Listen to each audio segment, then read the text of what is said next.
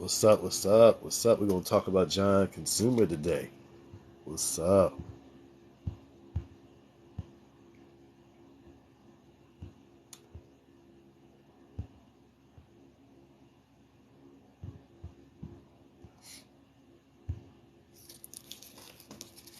What's going on with John Consumer? What's up?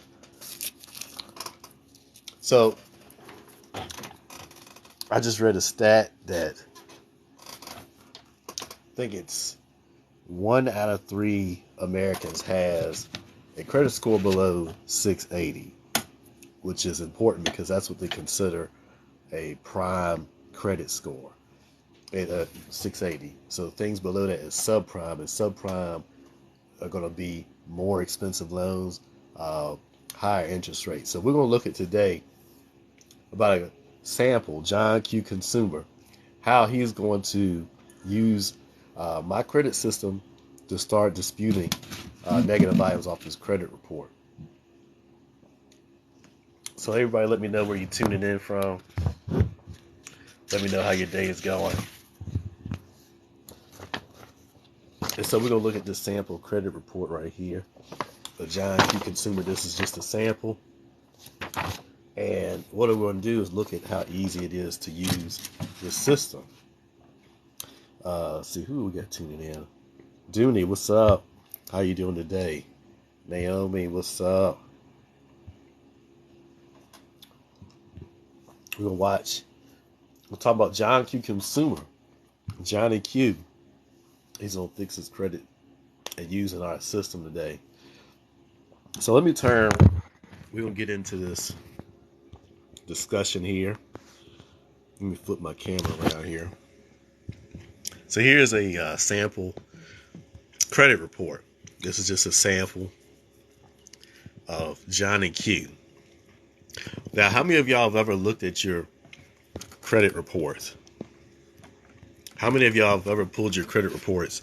The detailed credit reports from annualcreditreport.com. That is the official place to get your free credit reports. Normally you get them once a year for free. I think still right now you can still get it free ones once a week.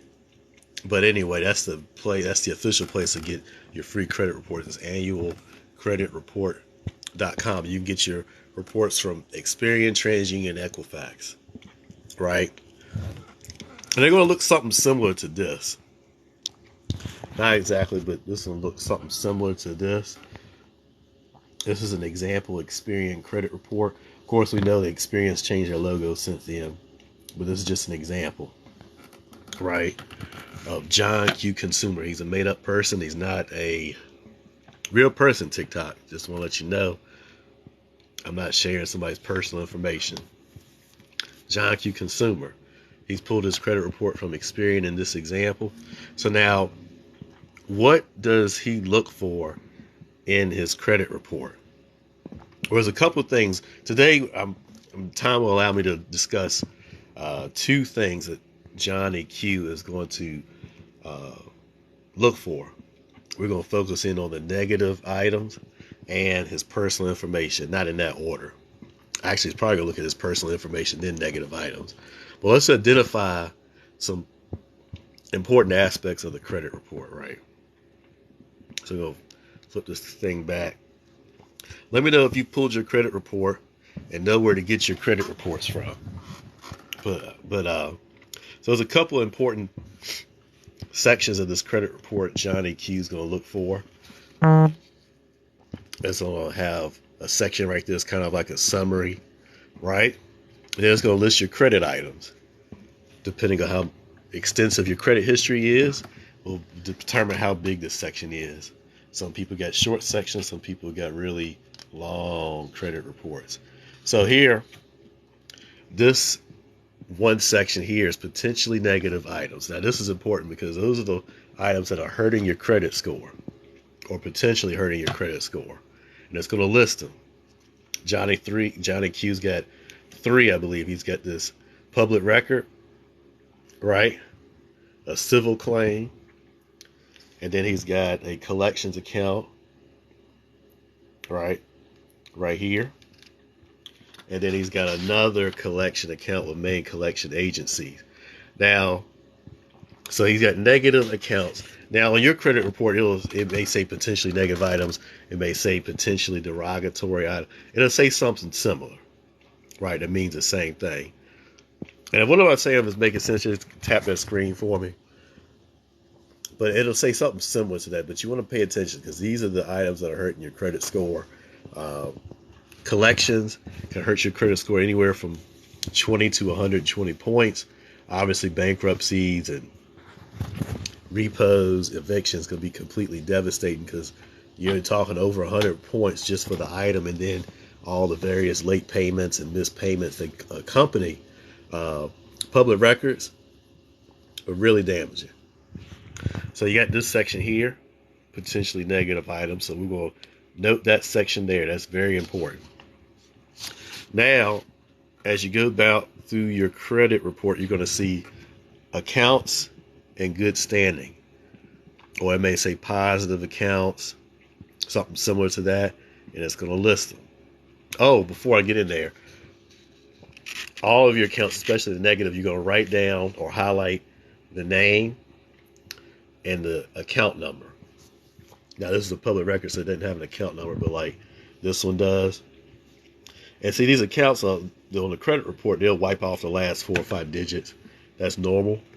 You just take note of what you see there on your credit report. Johnny Q's going to do that. All right, so you got the negative accounts. You got positive accounts, so he's going to list them.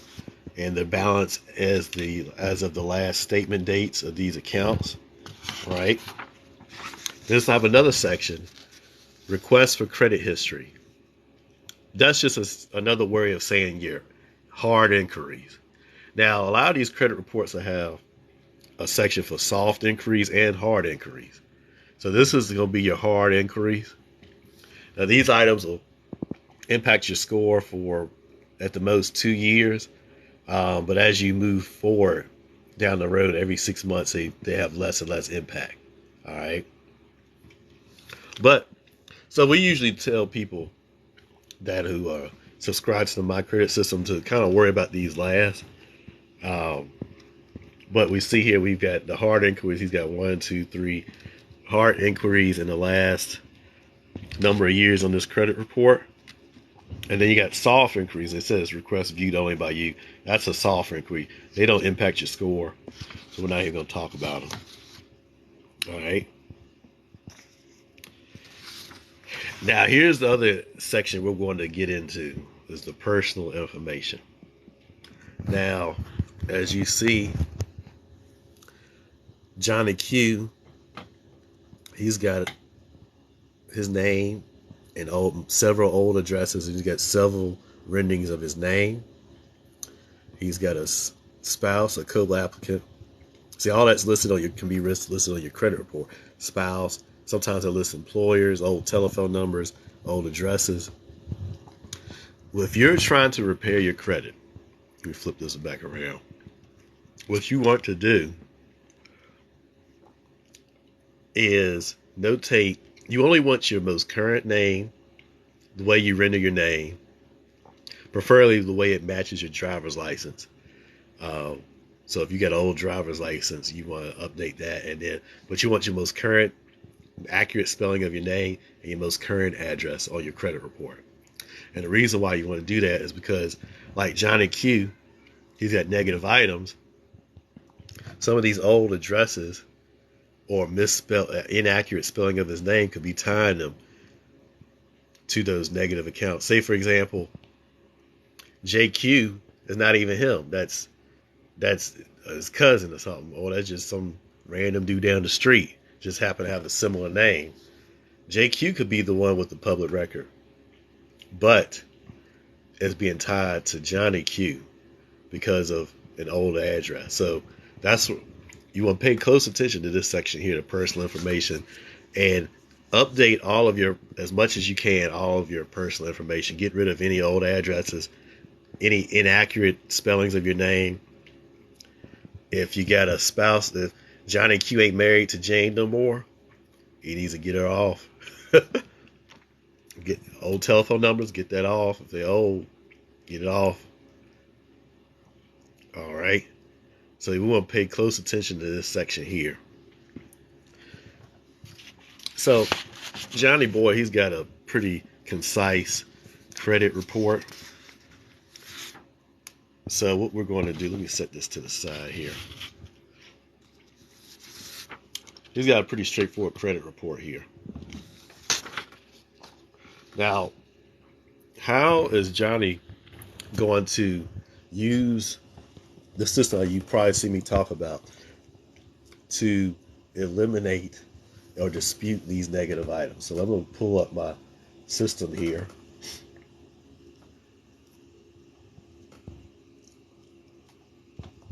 And so this right here, appreciate the like. Who did that like there? I appreciate the like. This right here is one of the features of the Mycredit system. That's a feature that actually writes the dispute letters for you. You just got to put your personal information in. But as part of the Mycredit system, we have a 6-stage process in this training.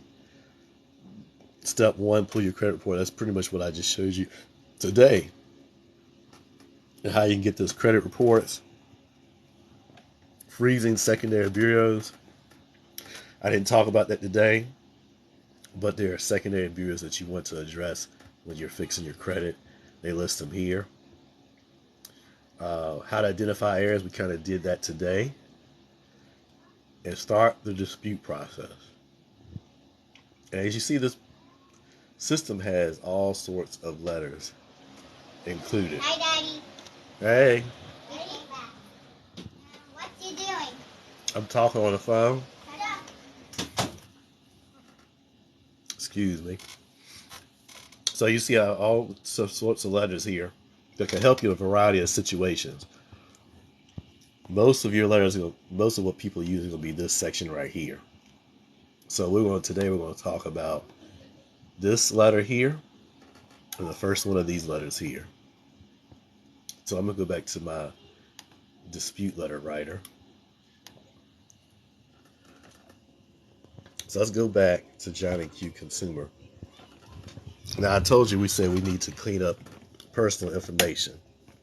So we're going to go back to our credit report. What's the most accurate rendering of Johnny Q's name? And we're going to go with this guy right here. That's the best address here. Most current accurate address. So we're going to dispute any other rendering of any old addresses, any rendering of Johnny Q's name. So how do we do that? I'm going to go ahead and start working on that now.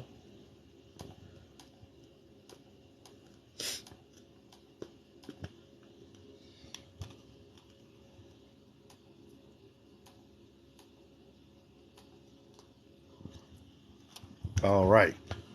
So we got the personal information off the credit report, which item we're going to go with, which rendering we're going to go with. Then I'm going to go to my Mycredit system, my dispute letter writer. I've already inserted in Johnny Q's name, his personal information there. And we're going to select the identity dispute letter. This letter is designed to eliminate inaccurate personal information. This is an Experian one. So we're going to go down. I'm disputing incorrect names, address, employer, include notary.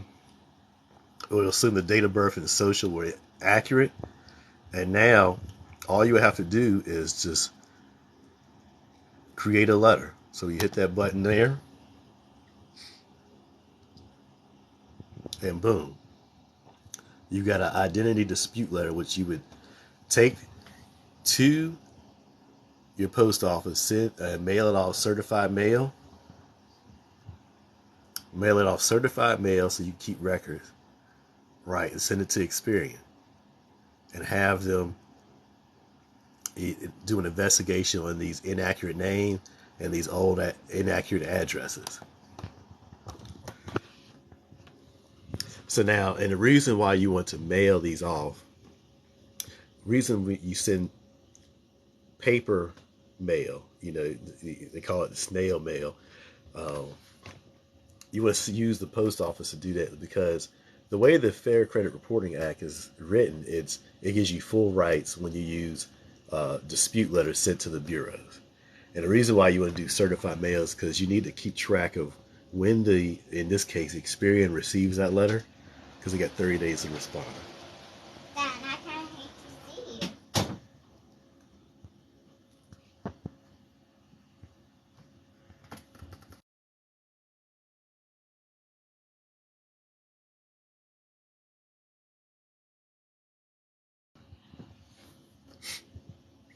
All right, so yeah, so 30 days to do an investigation, right?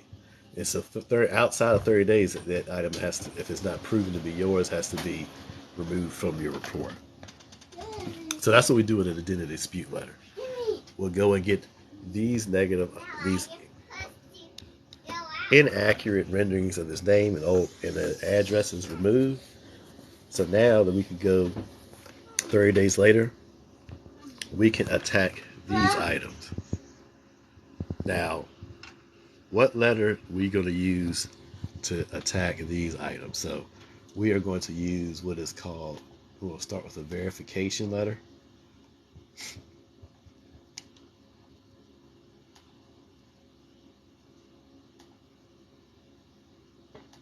All right. So now, as you see on my right, dispute letter writer, we've got the personal information. We've selected verification dispute letter. So after we've cleaned up our personal information, this is what we're going to use to dispute those 3 negative items. All right, so now all we have to do, we've got the personal information there. We just have to put the names and account numbers of those lines in these lines right here. That's going to spit out a letter for us. So let's look at what we got. Are you hot? I am. Yeah. Come in. No. Yeah, it's a little warm in here. So, all right, first we've got the main county clerk. So we put that name and account number there. Next, we've got ABCD Banks. That's the first collection there. So we got it there. And so, like I said, we just copy exactly what we see on our credit report. Don't add the extra digits. We copy what's on the credit report. The reason why you don't want to do that, you don't want to give the credit bureaus, make it easy for them to verify this information. You want to make it as hard. You want to make them work, because they only have 30 days from when they receive this letter to prove that these items are yours. If it's unverified, they get it removed. Now, of course, if this item is inaccurate, it gets removed, or if it's beyond statute of limitations. See, in this case, 2012, statute of limitations would be way past. Way past statute of limitation on this item. So disputing this will get this removed nearly 100% of the time. All right, so now let's look at our third item, main collection. All right, so we've got that on there. Now check it out. So we got those 3 items we're going to do. Verification dispute letter. All you have to do now is just hit create a letter. Now, I forget to touch base on this. Well, I'm going to talk about it now. Include notary language. I'm going to explain to you why we're including notary languages when we do these letters. So now it spits out a letter for you. You print this out. You mail it to Equifax, certified mail to Equifax and all the other credit bureaus. Now, the reason why you want to notarize this letter is because these credit bureaus are getting so many complaints. They're getting so many people disputing stuff. They're getting so many complaints. They've been negligent in a lot of cases. And so any excuse for them to just throw your dispute in the trash can, they'll do it. If they think a third party, if they think a credit repair specialist, a third party, sent this letter, they will throw it in the trash can. They're not supposed to. It's illegal for them to do so, but they'll do so. So when you take the time to have it notarized, you can get it done for free at your local bank. and other resources. But Noah, you scared me. I said the big clippers.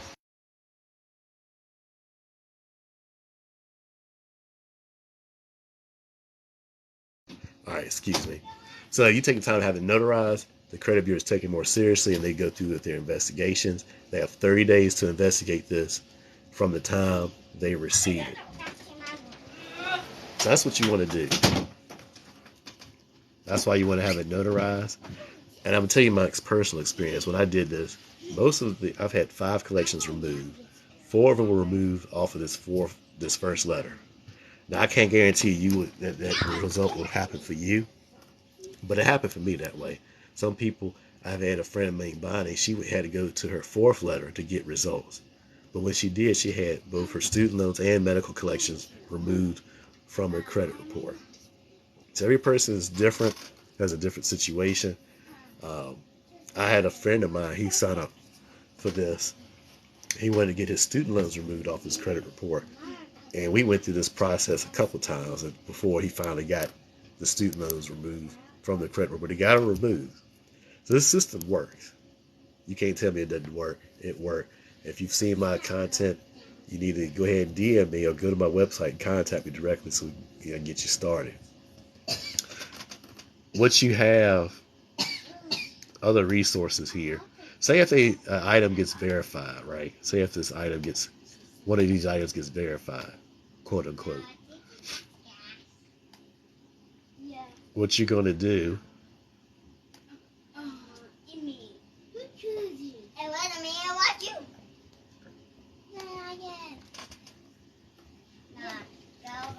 what you're going to do is you're going to go to this next set of letters.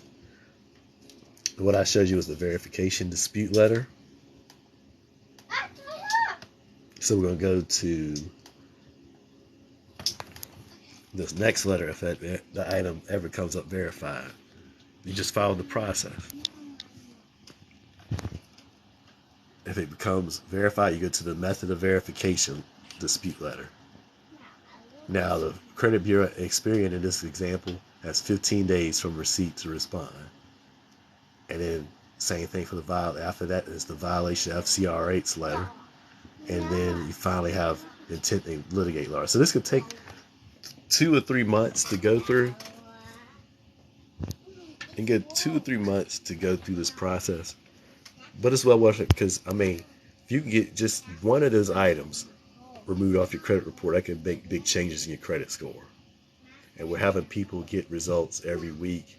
We just had somebody get their student loans removed from their credit report. I've had 5 items removed from your credit report. I've had friends remove. I had one friend, he used a system to remove 10 items off his credit report. And I just showed you how simple it is to use if you follow the directions, you follow the training, follow the mentorship that we're given, you can get results. So I'm going to get up off of here. I appreciate you tuning in. Appreciate the like. Appreciate the view. If you're looking to fix your credit, your items you need to repair off your credit report, hey, send me a DM here or on my website or IGV_brotherman_. Peace.